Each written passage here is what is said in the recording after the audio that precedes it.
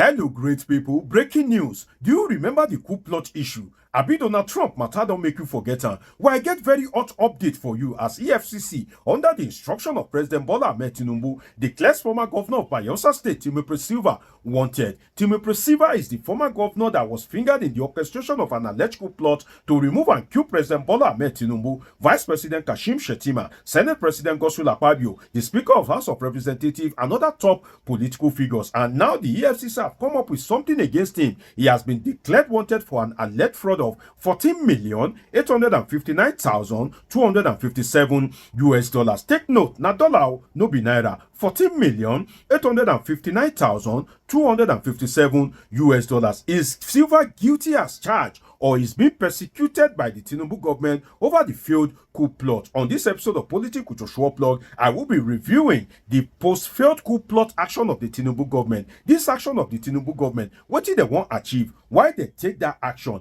And can this action achieve what they want to achieve? We'll be breaking everything down, dissecting all what needs to be dissected on this episode. And I also have the EFCC declaration here. I will be reading it out to you and will be making a whole lot of meaning out of it. But if you are watching me and you are yet to subscribe to this channel, of course, do want to subscribe to this channel, share this video as well, turn on your notification button so that as I bring the story as it dey hot, it go dey land for your hand real time. Now let's go into the issue. Timipre Sylva, former governor of Bayelsa State, declared wanted. Are you surprised, or is something that you've foreseen? I look forward to reading from you in the comment section.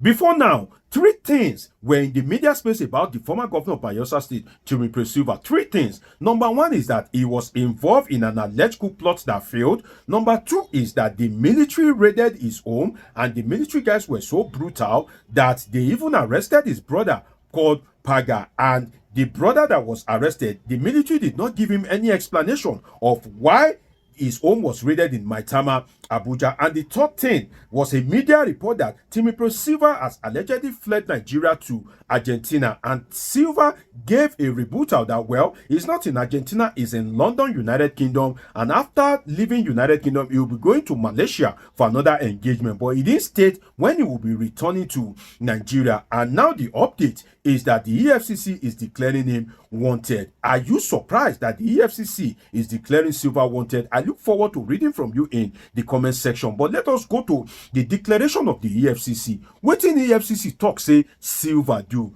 Let me read it out for you and let's make meaning out of it. The EFCC says, Timipre Sylva, the public is hereby notified that Timipre Sylva, a former minister of state petroleum and former petroleum resources and former governor of Bayelsa State, whose photograph appears above, is wanted by the Economic and Financial Crimes Commission in an alleged case of conspiracy and dishonest conversion. Take note of that. Conspiracy and dishonest conversion of 14,859,257 US dollars, part of funds injected by the Nigerian Content Development and Monitoring Board into Atlantic International Refinery and Petrochemical Limited for the construction of a refinery. So they talk say Sylva chop refinery money. That's what the EFCC is saying here. Is Sylva guilty as charged? We'll see what will happen in the coming day, but let me read the remaining out to you. Sylva, 61, that's 61 years old, is from Brass local government area of Bayelsa State. This notice is pursuant to a November 6, 2025 warrant of the Lagos State High Court. Now, take note of this. November 6, 2025. That date is a very close date, right? That means that the warrant was secured not long ago. It was after the military invaded his home. Is it that there was new evidence that emerged as regards the alleged coup plot that warranted government to take action against him? Because we all know, as it goes in Nigeria, that it depends on where you belong to before government can hold you accountable. But for government to hold him accountable, declare him wanted, what invitation has been extended to him, if any? And did he give any appointment to the EFCC, or the EFCC just went ahead to declare him wanted for a particular purpose, which is to achieve a desired end? What is that end? It may be to collaborate with Interpol. What do I mean by that? I'll break it down for you. EFCC may have declared Timipre Sylva wanted because they may want Interpol to make sure that they apprehend him to limit his movement across the world, in the sense that if the EFCC, if they have the necessary legal documents and everything, if they submit it to Interpol that, oh, this person, there is a case. And I'm wondering, why is the money? Nigeria spent naira, and that's why I'm fingering the hand of Interpol in all of this, that maybe the EFCC want to declare him wanted so that he won't be able to run all around the world. And if he's not able to run all around the world, I hope his case will not be like that of Nnamdi Kanu of extraordinary rendition. Because if Interpol works with EFCC, that means that any airport that he appears in and he wants to check in, definitely will be apprehended and he will be brought back to Nigeria. Because this money is stated in dollars. Nigeria spends naira. Why is the money that the EFCC is accusing him of is stated in dollars? It may be stated in dollars so that Interpol can realize that, oh, this is an humongous amount, because we're talking about 14,859,257 US dollars. That's quite a huge amount of money. And the EFCC, I said the EFCC, the Interpol definitely understands dollar denomination better. And the EFCC working with Interpol to declare him wanted may eventually not work, in the sense that it failed recently when the same EFCC declared Aske. You will recall Aske, the in-law to the former Vice President Atiku Abubakar. When the EFCC recently declared him wanted, the Interpol told the EFCC that we are aware that Atiku Abubakar is one of the arch political rival of President Bola Ahmed Tinubu, and we don't want to get involved in any political case in Nigeria. So because we are aware, we are reasoning that this may be a politically motivated case. Now, so Interpol match EFCC face, but in this instance, will EFCC be able to secure the collaboration of Interpol? Well, we see what will happen in the days ahead. And most people have been comparing Timipre Sylva to former Governor Yaya Bello.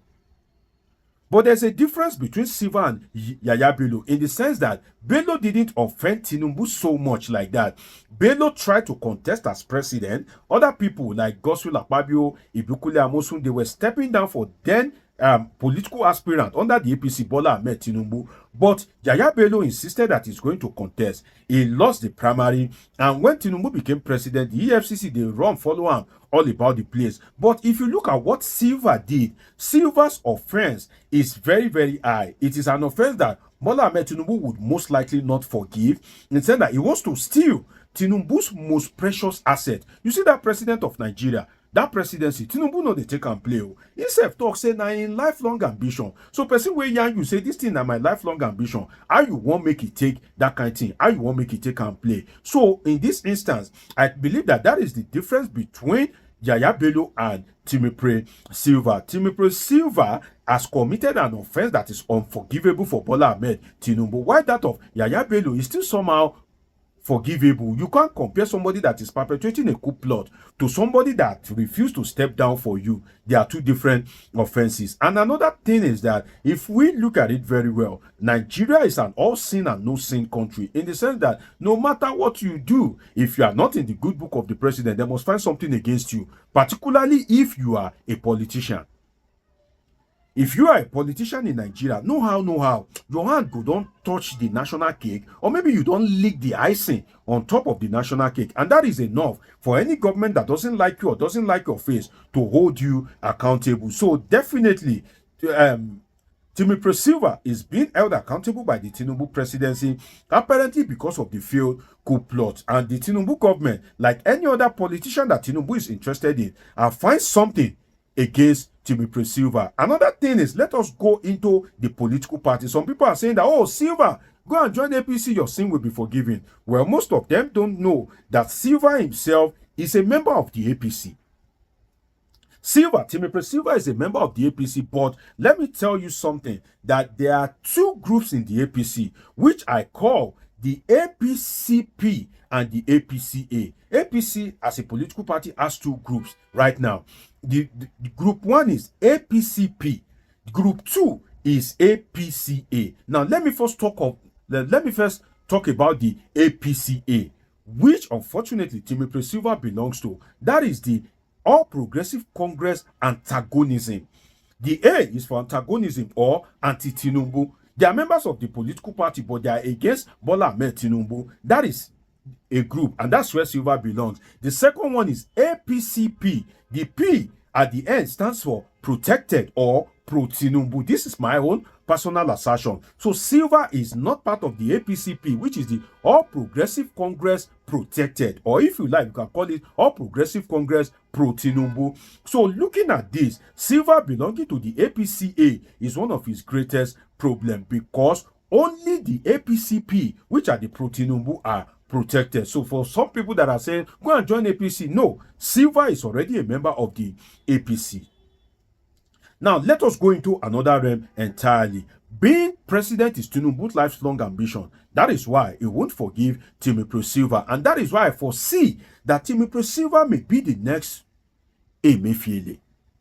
In the sense that if you look at what Emefiele has been passing through, from one case to another, from one dig up to another, from one fortification of asset to another, I foresee that happening to Timipre Sylva if the hand of the government of Bola Ahmed Tinubu is able to lay hold on him, particularly if there is any trace of coup plot of his involvement. If there's any trace against him, definitely the Tinubu government will not let him go. And the case of Emefiele brings to mind how callous the government of Bola Ahmed Tinubu can be, in the sense that Bola Ahmed Tinubu may act like a nice guy, but then if he wants to come for you, definitely he will come for you in body, soul, and spirit. And you can see what is happening to Emefiele. A lot of assets have been forfeited, and from all things being equal, definitely Emefiele could still go jail, because all those assets that were being forfeited, at the end of the day, he will be found guilty and judgment will be given against him. So I foresee Timipre Sylva, if he's not careful, becoming the next Emefiele. And what is the punishment? If you are guilty of a coup plot, then it is life imprisonment or death sentence.